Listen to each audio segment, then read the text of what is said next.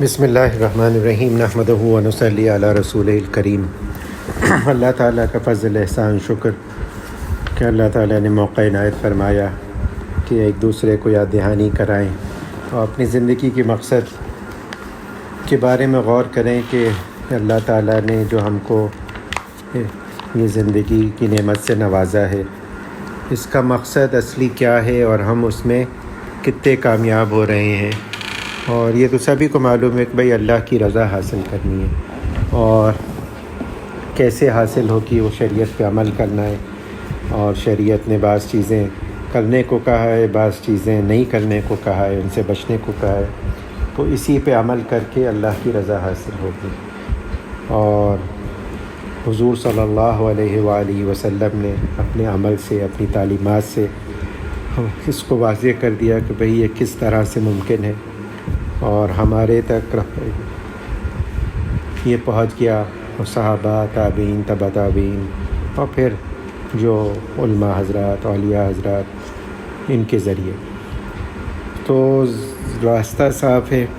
بس توجہ، اور توجہ کے بعد ایک عزم، آدمی کا ڈٹرمنیشن، اور ایک آدمی کا فوکس ہو کہ بھئی مجھے اللہ کی رضا، خوشنودی حاصل کرنی ہے، اور اس کو حاصل کرنے کی اللہ تعالیٰ ہم کو ایک دھن اور دھیان عنایت فرما دے۔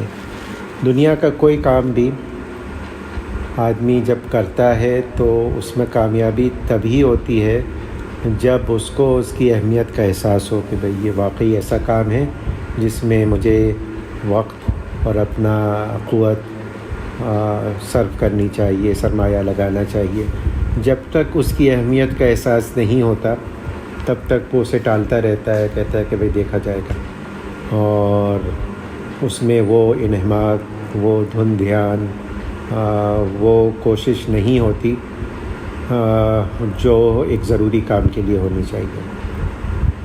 تو یہ چیز ہمیں غور کرنا چاہیے کہ بھئی ہم زندگی گزار رہے ہیں تو اس میں ہماری جو پرائیورٹی ہے، ہماری جو اہمیت کی چیزیں ہیں، اس میں اللہ کی رضا کہاں پر ہے، اور وہ فرسٹ پرائیورٹی ہے کہ نہیں ہے۔ ہر چیز ہے ہماری کہ اچھی سے اچھی تعلیم ہو جائے، ہماری بینک بیلنس ہو، اچھی سے اچھی گاڑی ہو، اور بچے اچھے سے اچھے اسکول میں جائیں، کپڑا، کھانا، ہمارا ہر چیز جو ہو وہ اعلیٰ درجہ کی ہو، اور کسی چیز میں بھی ہم تیار نہیں کمپرومائز کرنے کو۔ لیکن دین کے معاملے میں، اللہ سے تعلق کے معاملے میں ہر آدمی کو اطمینان ہے کہ ہم تو سب سے اچھے ہیں، ہمارا تعلق اللہ تعالیٰ سے ہے۔ تو الحمدللہ مسلمان ہونے کی حیثیت سے کوئی تعلق تو ہے، لیکن وہ ضابطے کا تعلق ہے کہ رابطے کا تعلق ہے۔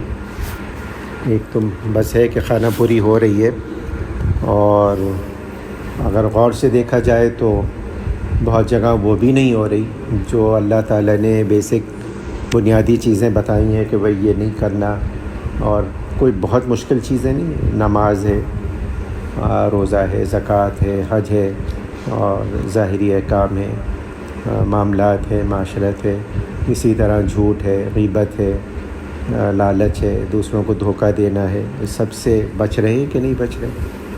تو اگر غور کرے ہر آدمی اپنے گریبان میں منہ ڈال کے دیکھے تو اسے اندازہ ہوگا کہ بھئی کتنا کر پا رہے ہیں اور کتنا نہیں کر پا رہے ہیں۔ تو یہ اہمیت اللہ تعالیٰ ہمارے ذہنوں میں، دماغ میں پیدا کر دیں کہ بھئی اصل کامیابی جو ہے وہ آخرت کی ہے۔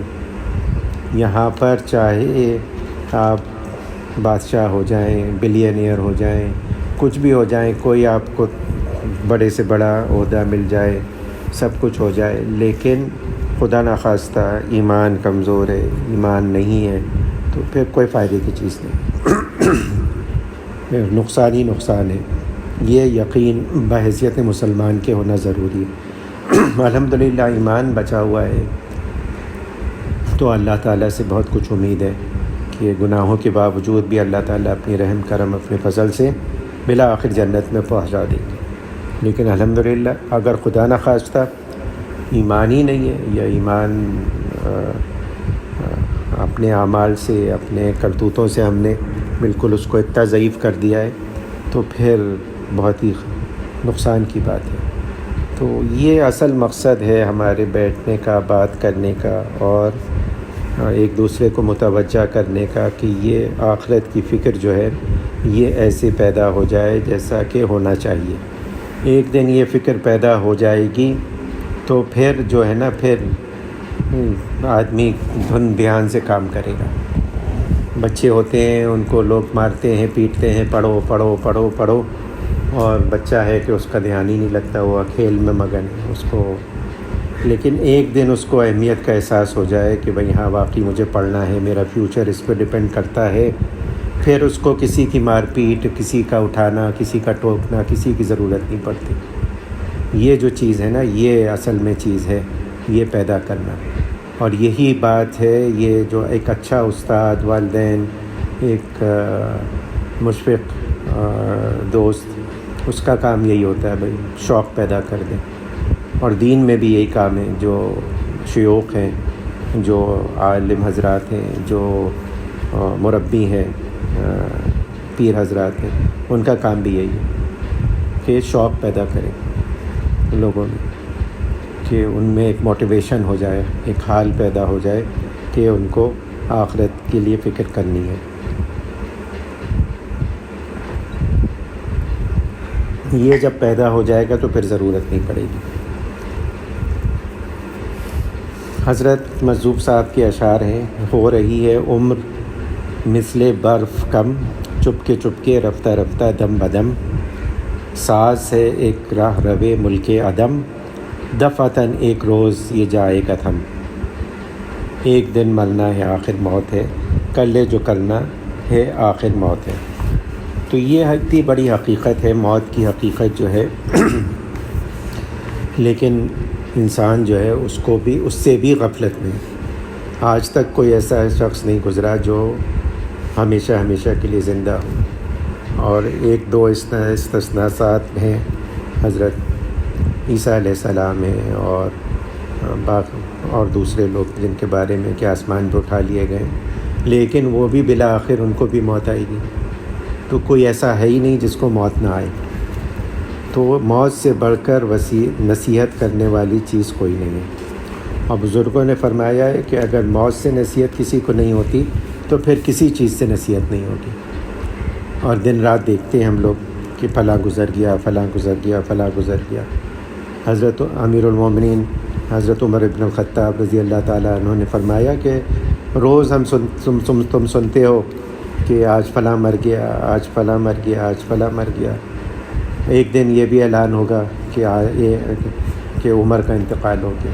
اسی طرح ہمارے بارے میں بھی ایک دن اعلان ہوگا، اخبار میں اشتہار چھپے گا کہ ان کا انتقال ہو گیا۔ تو اس سے پہلے تیاری کرنی ہے۔ اور موت سے ایک ہے، آدمی گھبراتے ہیں اور اس کا ذکر کرنا تک نہیں پسند کرتے، لیکن یہ ایک حقیقت ہے، اور اسی کی طرف متوجہ کیا ہے حضور صلی اللہ علیہ وآلہ وسلم نے اپنی احادیث میں۔ اور یہ حدیث میں حضور صلی اللہ علیہ وآلہ وسلم کی مجلس میں ایک صحابی کی عبادت اور مجاہدی کی کثرت کا ذکر ہوا کہ وہ بہت زیادہ عبادت کرتے ہیں اور بہت مجاہدہ کرتے ہیں۔ حضور صلی اللہ علیہ وآلہ وسلم نے فرمایا کہ وہ موت کو کتنا یاد کرتے ہیں۔ صحابہ رضی اللہ تعالیٰ عنہم نے عرض کیا اس کا تذکرہ تو ہم نے نہیں سنا۔ حضور صلی اللہ علیہ وآلہ وسلم نے فرمایا تو پھر وہ اس درجے کے نہیں جیسا تم سمجھ رہے ہو۔ تو ایک بہت بڑی بات کی طرف حضور صلی اللہ علیہ وآلہ وسلم نے صحابہ کو متوجہ کر دیا کہ بھئی اصل چیز تو یہ ہے، اور یہ بھی بتا دیا کہ بھئی بعض دفعہ آدمی کو شوق ہو جاتا ہے بعض چیزیں کرنے کا، اور اللہ بچائے ہم جیسے لوگ، صحابہ تو نہیں، ہم جیسے لوگوں میں ایک وہ بھی ہو جاتا ہے کہ بھئی فتنہ ہوتا ہے کہ بھئی لوگ کہیں گے بہت عابد ہے، بہت مجاہد ہے، اور آدمی اس لیے کام کر رہا ہوتا ہے۔ لیکن اگر وہ موت کو یاد کرے گا تو اس کو یہ حقیقت پتہ چل جائے گی کہ بھئی کام تو اللہ کے لیے کرنا ہے۔ اگر میں لوگوں کو دکھانے کے لیے کروں گا تو کوئی فائدہ نہیں ہے، اس کا ثواب بھی نہیں ملے گا مجھے، بیکار میں محنت ہوگی۔ اور ہمارے حضرات فرماتے ہیں کہ یہ بھی سوچے کہ بھئی اگر ان لوگوں کو بھی پتہ چل گیا کہ میں اللہ کے لیے عبادت نہیں کر رہا بلکہ دکھانے کے لیے کر رہا ہوں، تو وہ کتنا خراب سمجھیں گے مجھے۔ تو یہ بھی ایک مراقبہ بتایا جا رہا ہے۔ حضرت براء رضی اللہ تعالیٰ عنہ فرماتے ہیں کہ ہم حضور اقدس صلی اللہ علیہ وآلہ وسلم کے ساتھ ایک جنازے کے دفن میں شریک ہوئے۔ حضور صلی اللہ علیہ وآلہ وسلم نے وہاں جا کر ایک قبر کے قریب تشریف رکھی اور اتنا روئے کہ زمین تر ہو گئی، اور ارشاد فرمایا کہ بھائیوں، اس چیز کے لیے یعنی قبر میں جانے کے لیے تیاری کر لو۔ تو ایک بہت بڑی عملی حضور صلی اللہ علیہ وآلہ وسلم نے تعلیم دے دی کہ بھئی اس حقیقت کو مت بھولو، چاہے اس سے ہمارا طبیعت جتنی گھبراتی ہو اور جتنا ناپسند ہو، لیکن یہ حقیقت ہے، یہ ہو کے رہے گا، اس کو کوئی نہیں ٹال سکتا۔ آنے والی کس سے ٹالی جائے گی؟ جان ٹھہری جانے والی جائے گی، جو روح رگ رگ سے نکالی جائے گی، تجھ پر ایک دن خاک ڈالی جائے گی۔ تو یہ حقیقت ہے، یہ جب تک مستحضر نہیں ہوگی، آدمی کو یاد نہیں رہے گی، تب تک اس کا عمل جو ہے نا وہ صحیح ہو نہیں پائے گا۔ باتیں تو ہم سب کرتے ہیں، اور باتیں کرنے میں کیا ہے، زبانی خرچ ہوتی ہے، زبانی باتیں کرنا کیا مشکل ہے؟ تو وہ تو کوئی مشکل کام نہیں ہے، اصل چیز تو عمل ہے، اور عمل بھی وہ جو صدق اور اخلاص کے ساتھ ہو، حضور صلی اللہ علیہ وآلہ وسلم کی سنت کے مطابق اور اللہ کی رضا کے لیے۔ اور یہی چیز ہے، اسی کے لیے محنت ہے۔ اور یہ چیز کہنے کو میں نے کہہ دی ہے، سننے کو سن لی، لیکن جب کرتے ہیں تب پتہ چلتا ہے کہ یہ کوئی اتنا آسان چیز نہیں ہے جیسا کہنا آسان ہے۔ ہزار چیزیں ہوتی ہیں۔ عمل، جب آدمی عمل کرتا ہے تو وہ دیکھتا ہے کہ بھئی میرا عمل جو ہے، جب اس کی کیا حقیقت کیا ہے، خیال کہیں ہے، دھیان کہیں ہے، کس طرح سے عمل ہو رہا ہے، تو اس کو حقیقت پتہ چلتی ہے۔ بعض دفعہ مایوسی ہو جاتی ہے اس کو، بعض دفعہ ہوتا ہے وہ میں یہ کیا میں کر رہا ہوں، صحیح کر بھی رہا ہوں کہ نہیں کر رہا۔ تو اس کے لیے ضرورت ہوتی ہے کسی سے مشورہ لینے کی، اور بار بار متوجہ کرنا ضروری ہے۔ آج کل اس کے بارے میں بہت کوتاہی ہو رہی ہے کہ لوگ اپنے کو مستغنی سمجھتے ہیں، لوگ سمجھتے ہیں ہمارے پاس کتابیں ہیں، ہمارے پاس درس ہیں، ہمارے پاس انٹرنیٹ ہے، اس پہ اتنے سارے دروس ہیں، کتابیں ہیں، ہر چیزیں ہم سب حاصل کر لیں گے اور جب جی چاہے گا عمل کر لیں گے۔ نہیں ہو پائے گا۔ جب تک کہ کسی کی شاگردی، کسی کے انڈر کام نہیں کریں گے، کسی سے کے مشورے سے کریں گے، نہیں ہوگا۔ اللہ تعالیٰ کے لیے کیا مشکل تھا کہ بس ایک اچھے کتاب چھپ کے تمام لوگوں کے پاس آ جاتی ہے، قرآن بہت ہی اچھا لکھا ہوا اور اس کو چھپا ہوا، ہر مسلمان اٹھتا تو اس کے بعد سرحان قرآن رکھا ہوا ہوتا، لیکن اس کے کتاب کے ساتھ رسول بھی بھیجا کہ اپنے نمونے سے دکھائے، لوگوں کو تعلیم کرے، اور جو انسانی کمالات ہیں وہ اپنے قلب سے دوسرے لوگوں میں ان کو منتقل کرے۔ اور یہی سب سے بڑا ذریعہ ہے۔ کتاب ایک حد تک فائدہ کرتی ہے، لیکن اس کا بھی ایک حد ہے، اس کے آگے نہیں کرتی۔ اسی لیے مشائخ نے کہا ہے، اور ایک بہت بڑی تعداد مشائخ کی ہے جن کا جھوٹ پہ متفق ہونا بالکل ہی محال ہے، کہ بھئی ہم کو ان بزرگوں کی صحبت سے ایک اور چیز ملی۔ وہ یہ کیا چیز ملی؟ وہ یہ حال ملا، موٹیویشن ملا، ایک عمل کا جذبہ پیدا ہوا، اور پھر اس میں کمال حاصل ہوا۔ تو یہ ہوتا نہیں ہے۔ آج کل ہم لوگ مستغنی ہو گئے، ہم سمجھتے ہیں کہ بھئی کیا بات بتا دیں گے مولوی صاحب، کیا شیخ صاحب کیا بات بتا دیں گے، سب تو کتاب میں موجود ہے، قرآن و حدیث ہے بس ہمارے پاس، ہم پڑھیں گے اور بس عمل کر لیں گے۔ کب کریں گے عمل؟ وہ آج تک نہیں آتا موقع۔ بھئی عمل کرو، گناہوں سے بچو، تمام ہر طرح کے چھوٹے بڑے، آنکھوں کی حفاظت کرو، کانوں کی حفاظت کرو، زبان کی حفاظت کرو۔ کب کریں گے؟ کب موقع آئے گا؟ کہتے ہیں ہمیں سب معلوم تو سبھی کو سب کچھ ہے، لیکن عمل جب تک نہیں ہوگا فائدہ نہیں ہے۔ شیطان کو کیا نہیں معلوم تھا؟ ہر چیز معلوم تھی اس کو۔ معلم الملائکہ تھا، جنوں میں سے ہو کر بھی وہ ملائکہ کا استاد بنا تھا، لیکن آنکھوں پہ پٹی بن گئی، تکبر کیا، اللہ کا حکم نہیں مانا۔ تو اس کے لیے ضروری ہے کہ صحبت اختیار کی جائے، پوچھ کے عمل کیا جائے، جب ہی ہو پاتا ہے، ورنہ نہیں ہو پاتا۔ ورنہ آدمی ایک جہل مرکب میں، کمپلیکس اگنورنس میں رہتا ہے، یعنی اس کو اپنے جہل کا احساس بھی نہیں ہوتا. اس سے بڑھ کر جہل نہیں ہے. ایک تو ہو آدمی جاہل اور اس کو پتہ ہو کہ میں جاہل ہوں، یہ تو پھر بھی غنیمت ہے کہ جو جاہل ہوگا وہ جو اپنے کو جاہل سمجھے گا وہ ایک نہ ایک دن علم حاصل کر لے گا.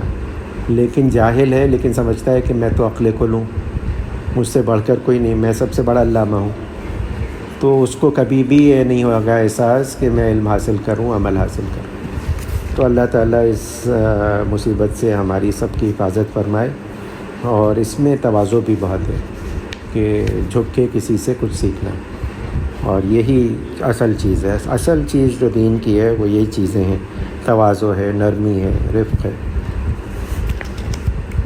یہاں پہ حضرت ذکر کرتے ہیں حضرت شقیق بن ابراہیم رحمۃ اللہ علیہ کا، بڑے بزرگوں میں سے ہیں.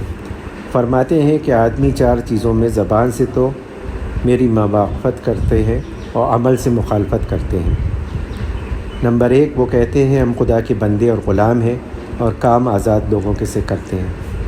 اب یہ دیکھنے کی بات ہے، کہتے تو ہم ہیں کہ ہم اللہ کے بندے ہیں، لیکن اللہ کے بندے اگر ہیں تو اللہ کے احکام کی خلاف ورزی کیوں کرتے ہیں؟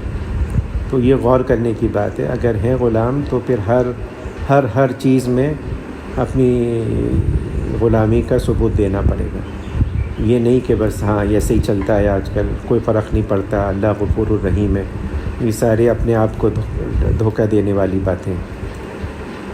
یہ کہتے ہیں کہ خدا تعالی شانہ ہماری روزی کا ذمہ دار ہے، لیکن ان کے دلوں میں اس کی ذمہ داری پر اس وقت تک اطمینان نہیں ہوتا جب تک دنیا کی کوئی چیز ان کے پاس نہ ہو.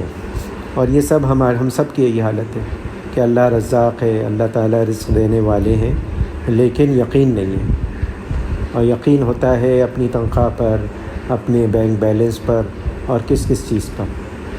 لیکن یہ ساری چیزیں حاصل کرنے کی کہ اللہ پر یقین ہو، اور یہ یقین اتنا کامل ہو کہ 2 پیسے کے فائدے کے لیے آدمی اپنا ایمان نہیں بیچے.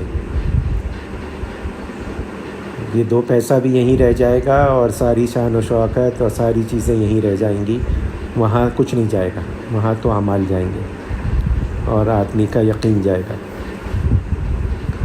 یہ کہتے ہیں کہ آخرت دنیا سے افضل ہے، لیکن دنیا کے لیے مال جمع کرنے کی فکر میں ہر وقت لگے رہتے ہیں، آخرت کا کچھ بھی فکر نہیں کرتے. اب کمپیئر کریں، اگر مقابلہ کیا جائے تو آخرت ہمیشہ کے لیے ہے، اور دنیا کی زندگی زیادہ سے زیادہ کتنی 100 سال 150 سال. اگر کوئی بہت بھی جی گیا، 120 کہتے ہیں، کوئی 130 سال تک زندہ رہ گیا، جاپان میں، چترال میں، پتہ نہیں کہاں پہ لوگ کہتے ہیں، لیکن پھر بھی مرے گا تو. لیکن آخرت کی زندگی تو ہمیشہ کے لیے. یہاں کی صورتحال کی زندگی کے لیے آدمی کیا کرتا ہے کہ بھائی اتنا بیلنس ہو، کیلکولیٹ کرتا ہے کہ میں ریٹائر ہوں گا، اتنا پیسہ ہونا چاہیے، اتنا خرچہ ہوگا، سارا بجٹ بناتا ہے، لیکن آخرت کے لیے کچھ نہیں کرتا. کبھی خیال بھی نہیں ہوتا کہ بھائی میں نے آخرت کے لیے کیا کیا ہے. حضرت تھانوی رحمۃ اللہ علیہ نے لکھا کہ لوگوں کا انتقال ہوتا ہے تو ایک دم سے لوگ کیا کرتے ہیں، صدقہ خیرات شروع کر دیتے ہیں، اور یہ نفلی صدقہ خیرات ہوتا ہے. کوئی یہ نہیں دیکھتا کہ مرنے والے کے ذمے فرائض و واجبات تو نہیں ہیں، اس کے ذمے قرض تو نہیں ہے، اس کے ذمے نمازیں تو نہیں ہیں، روزے تو نہیں ہیں، حج تو نہیں ہے، زکوٰۃ تو نہیں ہے.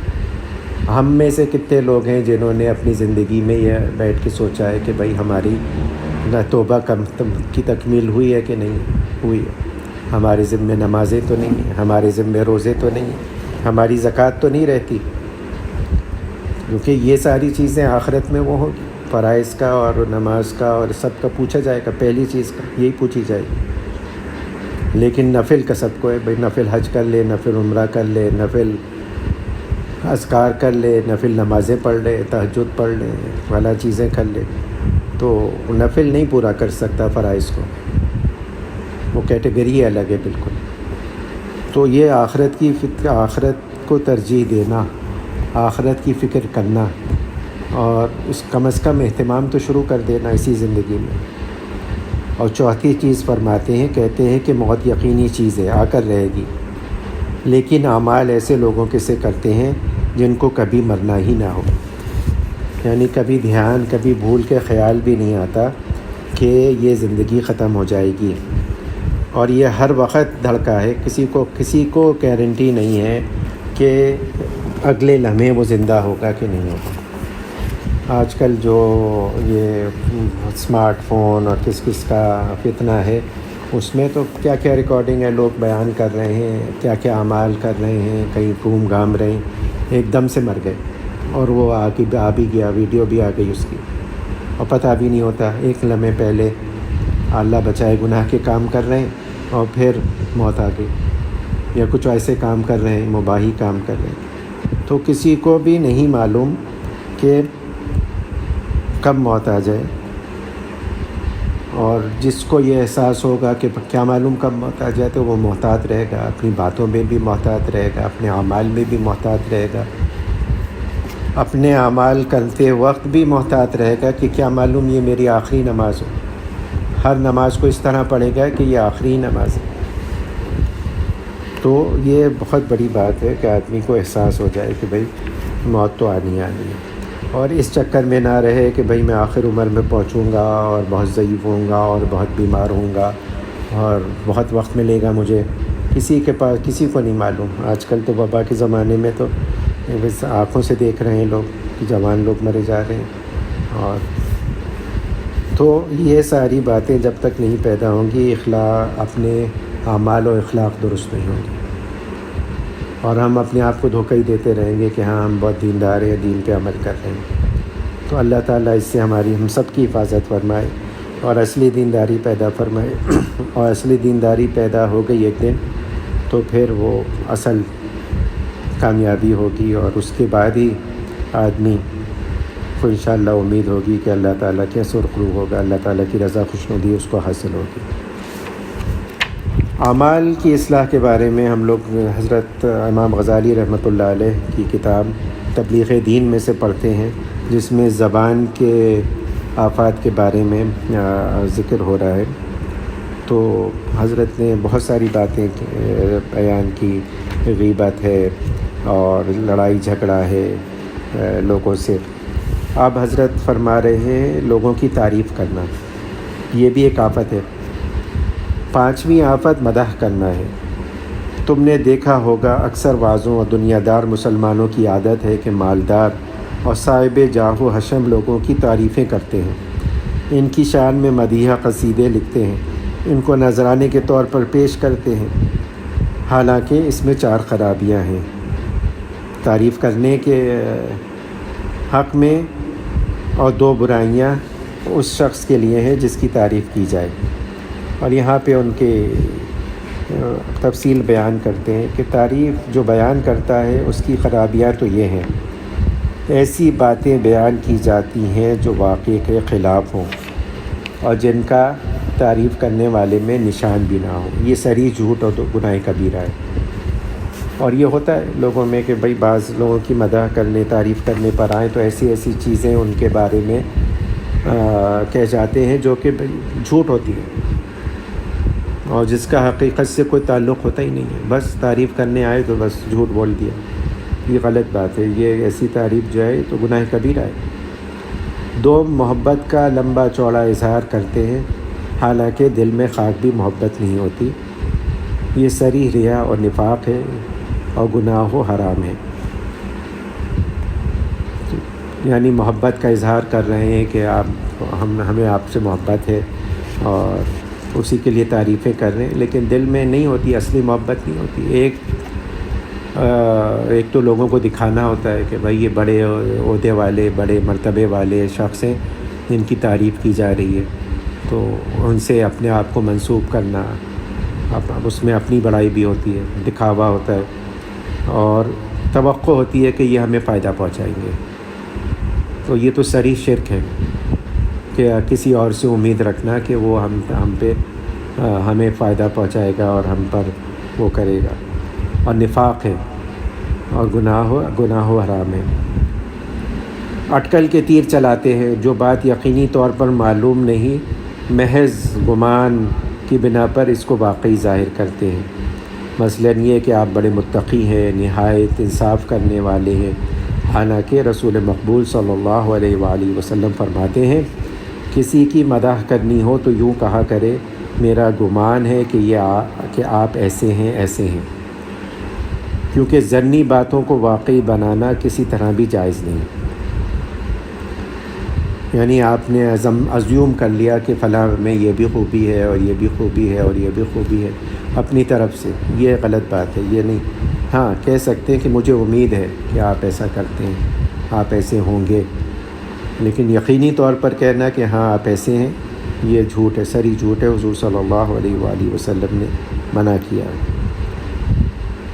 چہارم، اگر ظالم اور فاسق کی مدح کی جاتی ہے تو اپنی تعریف سے خوش ہوتا ہے، تو فاسق کو خوش کرنے والا مداح بھی فاسق اور نافرمان ہے۔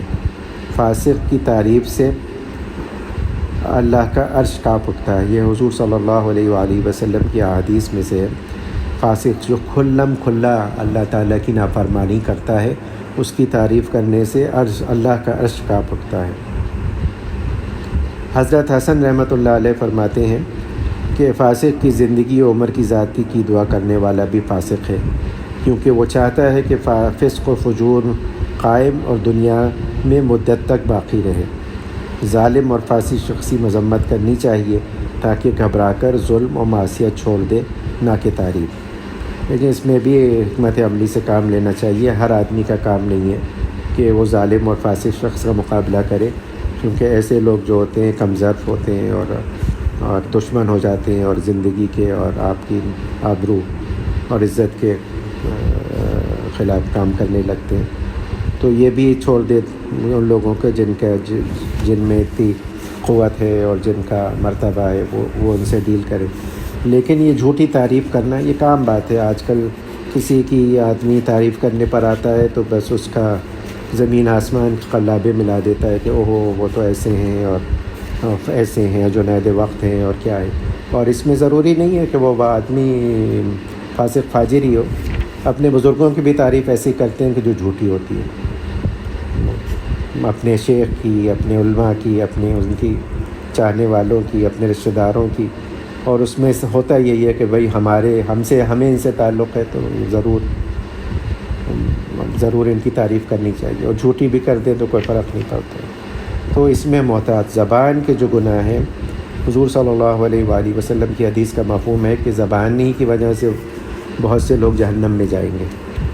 تو یہ اس میں محتاط ہونے کی ضرورت ہے، اور یہ احتیاط پیدا ہوگی نہیں جب تک کہ آدمی کو یہ خیال نہیں پیدا ہو جائے گا کہ بھئی مجھے مرنا ہے، مجھے اللہ تعالیٰ دیکھ رہے ہیں، مجھے جواب دینا ہے ان سب چیزوں کا جو زبان سے نکل رہی ہیں، اور یہاں تک کہ زبان اور خیالات تک کے بارے میں محتاط ہونا ہے۔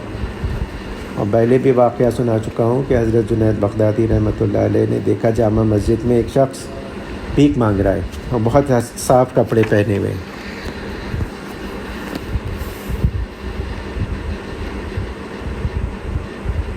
بہت صاف ستھرے کپڑے پہنے ہوئے اور نہایت ہی ہٹا کٹا آدمی ہے۔ تو ان کے دل میں خیال آ گیا کہ یہ اتنا ہٹا کٹا بظاہر محتاج آدمی نہیں، اور یہ بھیک مانگ رہا ہے، تو یہ تو ناجائز ہے، یہ دھوکے باز ہے۔ اور تو رات میں سوئے تو خواب میں دیکھا کہ کوئی ان کو کہہ رہا ہے کہ مرے ہوئے انسان کا گوشت کھاؤ۔ تو ان کہا کہ یہ کیسے ممکن ہے؟ تو کہا کہ تم نے غیبت تو کی؟ تو انہوں نے کہا نہیں، میں نے غیبت تو نہیں کی۔ کہا کہ نہیں، تمہارے دل میں خیال تو آیا تھا، اختیاری طور پہ تم نے سوچا تو تھا، تو یہ اختیار سے سوچا تھا تم نے اپنے بھائی کے بارے میں، کیا معلوم اسے کیا عذر ہو۔ تو یہاں تک احتیاط ہے کہ آدمی ان کاموں میں پڑے ہی نہیں، اور جو آدمی کام میں لگ جائے ایک دفعہ، اس کو پتہ چل جائے کہ بھئی اصل چیز کیا ہے، میری زندگی کا مقصد کیا ہے، مجھے کس طرح سے اس کو حاصل کرنا ہے، تو وہ ان سب فضولیات سے بچتا ہے۔ اس کو فکر ہی نہیں ہوتی، اس کو تو اپنی فکر ہوتی ہے۔ اور یہ عام زندگی میں دیکھ لیں، جو آدمی امتحان دینے جا رہا ہو، جس کو کوئی فکر لاحق ہو، جس کا کوئی مریض ہو، جس کو کوئی ایسی مصیبت لاحق ہو، اس سے کوئی غیر ضروری غیر متعلقہ بات کرے تو وہ کہتے ہیں جاؤ بھیا اپنا راستہ نہ پو، میں تو مصیبت میں پڑا ہوا ہوں، مجھے تو خود اتنی بڑی آزمائش آئی ہوئی ہے۔ تو وہ آزمائش جو آخرت کی آزمائش ہے وہ ہم سب بھولے ہوئے ہیں، اسی لیے فضولیات میں پڑھتے ہیں، ایرے غیرے کے خیالات آتے ہیں، فلاں نے اتنا غبن کیا، فلاں نے یہ کیا، فلاں کی اتنی تعریف کرو، فلاں سے جھگڑا کرو، فلاں کا کیا کرو۔ تو اللہ تعالیٰ یہ ہمارے دلوں میں پیدا کر دے کہ بھائی مقصد زندگی کیا ہے، اللہ کی رضا خوشنودی یہ کیسے حاصل ہوگی۔ ایک دفعہ یہ خیال پیدا ہو گیا اور اس کی فکر دھن دھیان ہو گیا تو پھر ہر چیز میں آدمی محتاط ہو جائے گا، گناہوں سے بچنے میں بھی اور نیکیوں کو کرنے میں بھی، اور نیکیوں کو اس طرح سے کرنے میں جیسا کہ مطلوب ہے۔ اللہ تعالیٰ کہنے سننے سے زیادہ عمل کی توفیق عنایت فرمائے۔ اللہم صلی علی حبیبک محمد وعلی آل حبیبک محمد کما صلیت علی ابراہیم وعلی آل ابراہیم انک حمید مجید۔ اللہم بارک علی حبیبک محمد وعلی آل حبیبک محمد کما بارکت علی ابراہیم وعلی آل ابراہیم انک حمید مجید۔ یا العالمین، یا غیاث المستغیثین، یا ماد المستجیبین، یا مجیب الدعاء المضطرین، یا کاشف المکروب، یا اللہ یا رحمان یا رحیم، یا حی یا قیوم، یا غیاث المستغیثین۔ ہمارے تمام چھوٹے بڑے اگلے پچھلے خفیہ علانیہ گناہ اپنے کرم اپنے فضل سے معاف فرما دیجیے۔ یا العالمین، ہم کوئی عذر نہیں کرتے، کوئی تعویل نہیں کرتے اپنے گناہوں کی، اپنی نالائقی کا اقرار کرتے ہیں۔ یا العالمین معاف فرما دیجیے، آپ ہی معاف کرنے والے ہیں، آپ نے نہیں معاف فرمایا تو کون معاف فرمائے گا۔ یا العالمین آپ سے توفیق مانگتے ہیں آئندہ بچنے کی۔ یا العالمین ہم کمزور ہیں، ناتوان ہیں، یعنی ہم کیا، ہمارا عمل کیا، آپ اپنے کرم اپنے فضل سے ہمیں بچائیں گے۔ یا العالمین ہماری حفاظت فرمائیے، خدا نخواستہ ہم سے گناہ ہو جائے، ہم گر پڑے تو ہماری دستگیری فرمائیے، پھر سے توبہ کی توفیق عنایت فرمائیے اپنے کرم اپنے فضل سے۔ ہم لوگوں کو ان لوگوں میں شامل نہ فرما دیجیے جو دیدہ دلیری سے گناہ کرتے ہیں۔ یا العالمین ہمیشہ ہمیشہ اپنی طرف رجوع کی توفیق، توبہ کی توفیق ہمارے لیے کر دیجیے۔ یا العالمین دین کا صحیح فہم پیدا فرما دیجیے، دین پہ چلنا ہمارے لیے آسان کر دیجیے۔ ہم آپ کے دین پہ چلنا چاہتے ہیں، نفس و شیطان کا غلبہ ہے، اس راستے کی جو رکاوٹیں ہیں انہیں دور فرما دیجیے۔ یا اللہ یا العالمین ہمیں اپنی محبت اپنے حبیب حضرت محمد مصطفیٰ صلی اللہ علیہ وآلہ وسلم کی سچی پکی محبت عنایت فرمائیے، ایسی محبت جو دیگر تمام محبتوں پہ غالب آ جائے عافیت کے ساتھ۔ یا العالمین اتباع کی توفیق کامل اور راسخ عنایت فرمائیے۔ تمام خیر آپ سے مانگتے ہیں جو آپ کے حبیب حضرت محمد مصطفیٰ صلی اللہ علیہ وآلہ وسلم نے آپ سے مانگی، اور تمام اس شر سے پناہ مانگتے ہیں جس سے آپ کے حبیب حضرت محمد مصطفیٰ صلی اللہ علیہ وآلہ وسلم نے آپ سے پناہ مانگی۔ وانت المستعان وعلیک البلاغ ولا حول ولا قوة الا باللہ۔ یا العالمین یا غیاث المستغیثین، یا مان المستجیبین۔ کرونا وبا پھر سے پھیل رہی ہے، یا العالمین ہم سب کی حفاظت فرمائیے اس کے شدید مرض سے، خصوصاً بچوں کی حفاظت فرمائیے۔ یا العالمین جہاں کہیں بھی ہیں ان کی حفاظت فرمائیے، اس مرض سے عافیت کے ساتھ اس وبا کو دور فرما دیجیے پوری انسانیت پر سے۔ یا العالمین یا غیاث المستغیثین، جو بیمار ہیں ان کو شفائے عاجلہ کاملہ دائمہ مستمرہ عنایت فرما دیجیے۔ یا العالمین یا غیاث المستغیثین ہم سب کا خاتمہ ایمان پہ فرمائیے۔ یا العالمین ہمارے رشتہ داروں میں سے میری پھوپھی ہیں ساجدہ احمد، ان کی طبیعت بہت خراب ہے، اللہ تعالیٰ ان پہ رحم و کرم کا معاملہ فرمائے، ان کے لیے آسان فرمائے، ایمان کا خاتمہ نصیب فرمائے، اور تمام ان کے جو متعلقین ہیں ان کو ہمت عنایت فرمائے، ان کو حوصلہ عنایت فرمائے، اور اس مشکل وقت میں ان کی مدد نصرت فرمائے، اور جو اصل حقیقت ہے اور جو اصل کامیابی ہے ایمان پہ خاتمہ، وہ ہم سب کو اپنے کرم اپنے فضل سے نصیب فرمائے۔ یا العالمین یا غیاث المستغیثین ہمارے گھر والوں، بیوی، بچوں، عزیز و قارب، رشتہ دار، پڑوسیوں، سب کی حفاظت فرمائیے، ہر طرح کے شر فتنے فساد، رائج الوقت گناہوں، ڈکیتی، چوری، دھوکہ دہی، لوگوں کی زار ثانی، ہر طرح سے حفاظت فرمائیے، ہر طرح کے سانحات سے، حادثات سے، موذی دیرپا بیماریوں سے ہم سب کی حفاظت فرمائیے۔ یا العالمین بچیاں جہاں کہیں بھی ہیں ان کی حفاظت فرمائیے، ایمان کی، جان مال، عزت آبرو کی حفاظت فرمائیے۔ یا العالمین یا غیاث المستغیثین جو بچیاں رشتوں کے انتظار میں ہیں ان کو صحیح معنوں میں دیندار، قدر کرنے والے، غصہ نہ کرنے والے رشتے عنایت فرمائیے۔ یا العالمین مسلمان جہاں کہیں بھی مظلوم ہیں ان کی مدد و نصرت فرمائیے، کشمیر میں، برما میں، فلسطین میں، افغانستان میں امن و امان قائم فرمائیے۔ یا العالمین اپنے کرم اپنے فضل سے یا جو مانگا وہ بھی عنایت فرمائیے، جو نہیں مانگ سکے، مانگنا چاہیے تھا، یا العالمین وہ بھی اپنے کرم و فضل سے عنایت فرمائیے۔ یا اللہم اغفر لامت محمد صلی اللہ علیہ وآلہ وسلم، اللہم ارحم امت محمد صلی اللہ علیہ وآلہ وسلم، اللہم فرج عن امت محمد صلی اللہ علیہ وآلہ وسلم، یا العالمین یا غیث المستغیثین۔ ہم سب کو اپنے سے مضبوط قوی ترین تعلق عنایت فرمائیے، اپنے اولیاء میں عافیت کے ساتھ شامل فرمائیے۔ صلی اللہ تعالیٰ علی خیر خلقہ بنور عرشہ ومظہر لطفہ محمد وآلہ وصحبہ اجمعین برحمتک یا ارحم الراحمین۔